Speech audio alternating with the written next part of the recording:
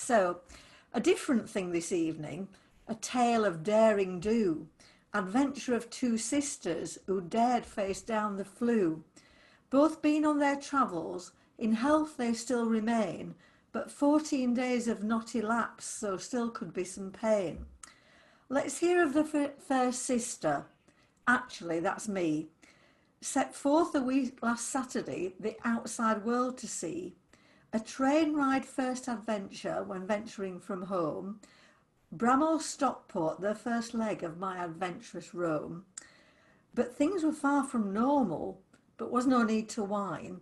Astonishing, train's arrival was precisely on time.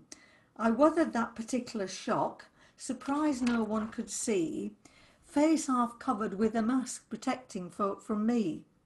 Masks were much in evidence, covering mouth and nose, but some just dangled from the ears, an unprotected pose.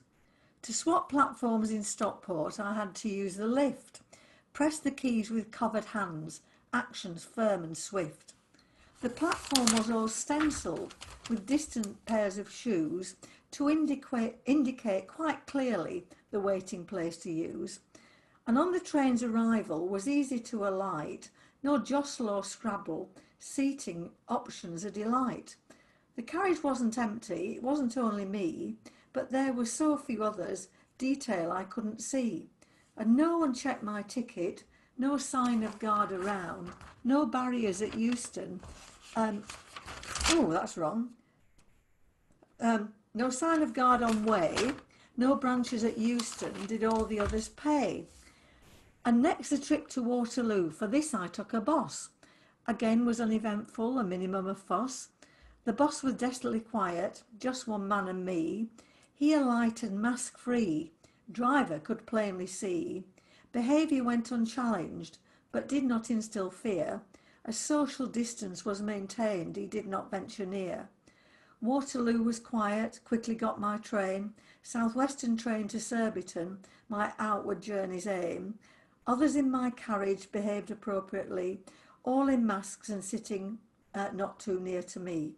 So strangely uneventful, not a thing of note, quiet but not deserted, nothing worth a quote.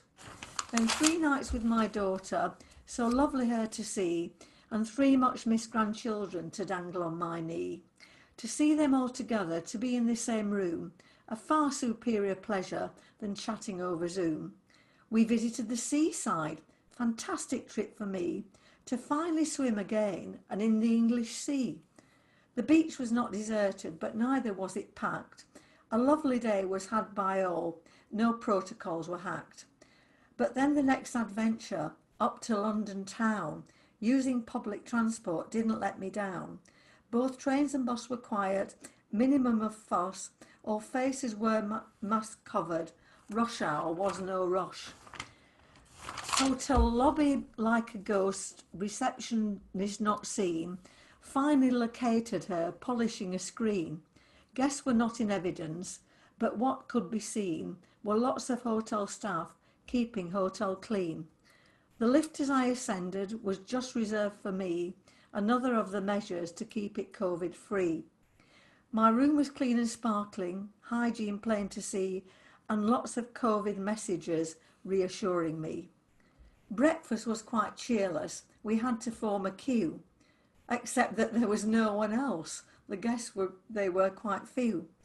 I collected my brown paper bag, then back up to my room, the breakfast treats inside the bag to be devoured soon.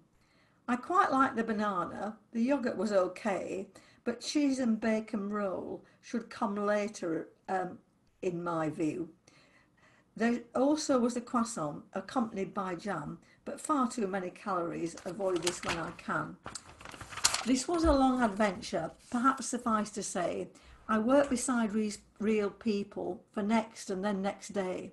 We maintained a social distance, but still it was a thrill to see new 3D bodies while observing COVID drill. The tube was quite deserted as I made my way back home. Train was also quiet when mass can't use a phone. But what happened to my sister? What brave deeds did she do? She went to Spain, got on a plane, and on her way she flew. We can't be sure it all was wise. Time will have its say. Over 14 days completed if we survive to next Wednesday. So if I'm still here next week, to you all then I'll say, it might be safer than you think to venture in harm's way. Ta-da.